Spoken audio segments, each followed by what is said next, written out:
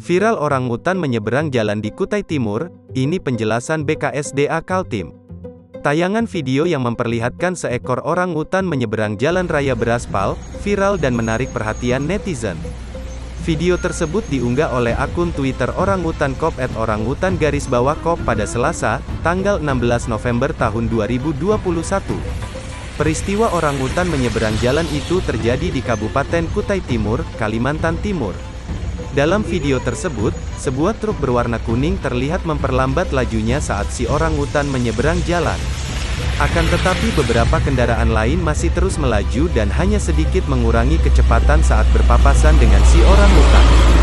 Melansir kompas.id, Sabtu, tanggal 20 November tahun 2021. Kepala Balai Konservasi Sumber Daya Alam, BKSDA Kalimantan Timur Ivan Yusfinur mengatakan, tim dari BKSDA Kaltim sudah turun ke lokasi setelah video itu beredar. Ivan mengatakan, setelah dilakukan pengecekan, kejadian yang terekam dalam video viral itu teridentifikasi berada sekitar km 5,5 dari Simpang Perdau, ruas Jalan Sangatta Muara Wahau, Kutai Timur, Kaltim.